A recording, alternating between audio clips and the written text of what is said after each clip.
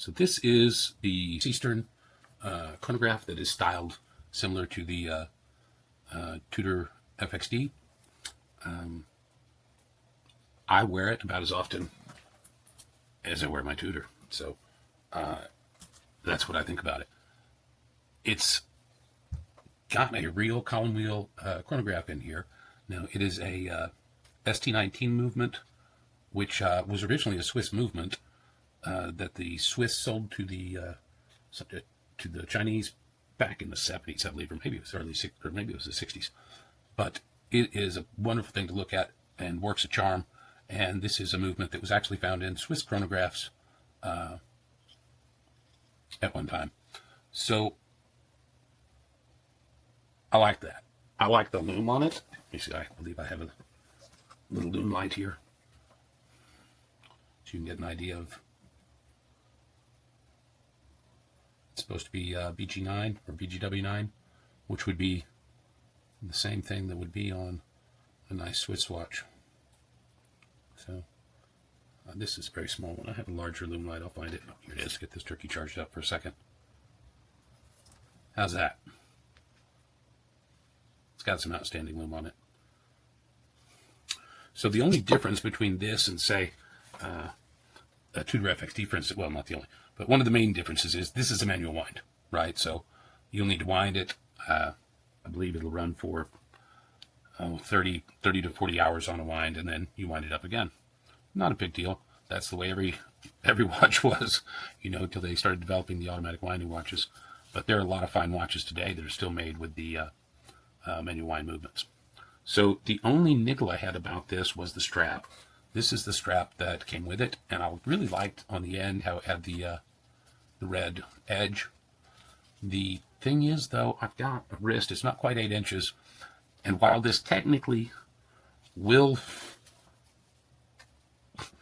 work, it is near impossible for me to get it over my fist, right, to get it on.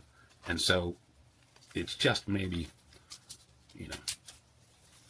5 or 10 millimeters too short to work for me. So I found an aftermarket one. Let me go ahead and put this on the other camera so you can see how beautiful this movement is back here. So we'll switch over to the other camera for the picture. All right, get that focused in again. Isn't that a beauty? I mean, this is not really a highly decorated movement. But you can see that they've done some decoration there on the bridge. And let's turn this around.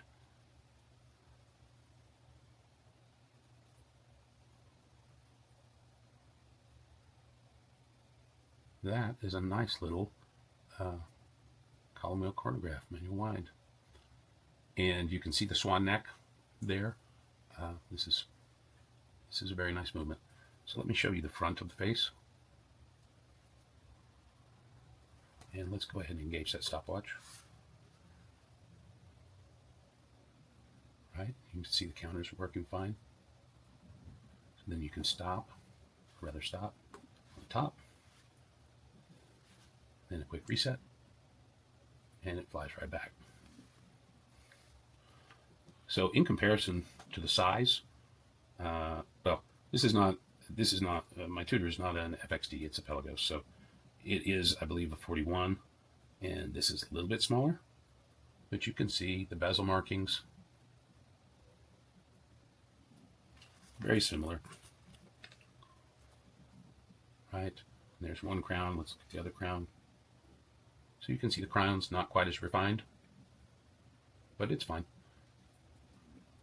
I wouldn't expect it to be as refined, to tell you the truth, but it is a similar style, and it has the nice fixed lugs. This is actually the first fixed lug watch I've ever purchased, and I wasn't certain if I would like it because you're pretty much limited to, single pass straps when you get into a fixed lug design, or perhaps they've got some two-piece where they Velcro or something like that.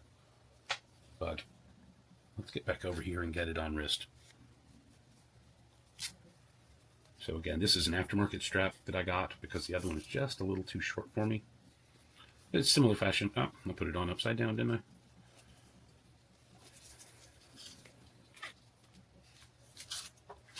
that would work a charm until I tried to get it to close. Then it wouldn't work so well.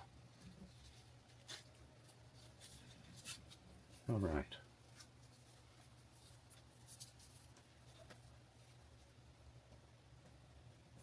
Usually I wouldn't be flopping the strap around. You just have to put it over your wrist, pull, done. So, very nice.